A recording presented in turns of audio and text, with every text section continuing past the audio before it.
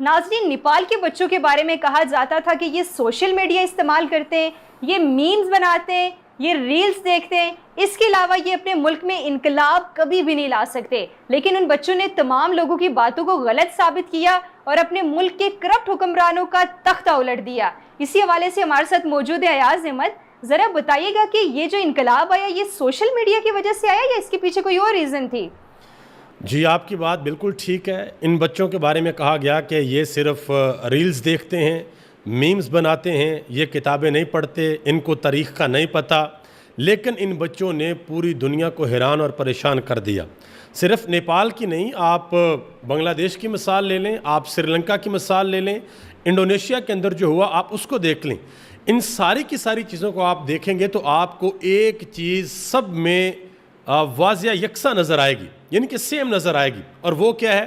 وہ ہے حکمرانوں کا طرز زندگی، کہ جو حکمران ہیں وہ عیاشیاں کرتے ہیں، ان کو بالکل بھی نہیں پتا کہ ان کے ملک کی جو عوام ہے وہ کس حال میں گزر رہی ہے۔ اب لوگ یہ تو کہہ رہے ہیں کہ جی نیپال کے اندر سوشل میڈیا سائٹس کے اوپر پابندی لگی اور جو جن زی ہے وہ باہر نکل آئی اور انہوں نے حکومت کا تختہ الٹ دیا۔ بات اتنی سادہ نہیں ہے۔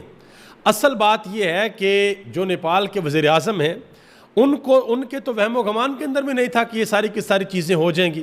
ان کو یہ لگتا تھا کہ ہم اپنے بچوں کو بڑے آرام سے کنٹرول کر لیں گے، اگر کوئی باہر نکل کے احتجاج کرے گا ان کو پکڑیں گے، ان کو جیلوں کے اندر بند کر دیں گے، ان کے اوپر مقدمے کریں گے، لہٰذا ملک کے اندر کسی قسم کا کوئی مسئلہ نہیں ہوگا، ہماری حکومت ٹکی رہے گی۔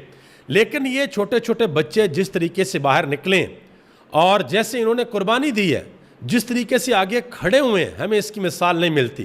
اس سے پہلے ہم نے اسی طرح کا ملتا جلتا نظارہ بنگلہ دیش کے اندر دیکھا، سری لنکا کے اندر دیکھا، انڈونیشیا کے اندر دیکھا۔ وہاں پر بھی عوام نکلی اور عوام نے نکل کر حکمرانوں کو بڑا ٹف ٹائم دیا۔ سری لنکا کی حکومت بھی گری، بنگلہ دیش کی حکومت بھی گری، اور اب ہم نے دیکھا کہ نیپال کی حکومت بھی گری ہے۔ اور صرف یہ کہنا کہ جی یہ انقلاب صرف سوشل میڈیا کی وجہ سے آیا تو ایسا نہیں، ٹھیک ہے جی۔ اس سے پہلے آپ دیکھ لیں کہ جو فرانس کا انقلاب آیا تھا تب تو سوشل میڈیا نہیں تھا، جب ایران کا انقلاب آیا تھا تب تو سوشل میڈیا نہیں تھا۔ انقلاب کی جو سب سے بیسک وجہ ہوتی ہے نا، جو بنیادی وجہ ہوتی ہے، وہ یہ ہوتی ہے کہ حکمرانوں کے اندر اور عوام کے اندر جو فاصلہ ہے نا وہ بہت زیادہ بڑھ جاتا ہے۔ حکمران یہاں پہ پہنچ جاتے ہیں اور عوام بیچاری نیچے پیسی رہ جاتی ہے، اور ایک نہ ایک وقت آتا ہے، ایک نہ ایک ٹائم آتا ہے کہ جب عوام کا غصہ اس انتہا کو پہنچ جاتا ہے کہ عوام بفر پڑتے ہیں، باہر نکلتے ہیں اور ہر چیز کو وہ ملیا میٹ کر دیتے ہیں۔ اور یہی حال ہم نے دیکھا ہے بنگلہ دیش کے اندر، سری لنکا کے اندر اور اب نیپال کے اندر۔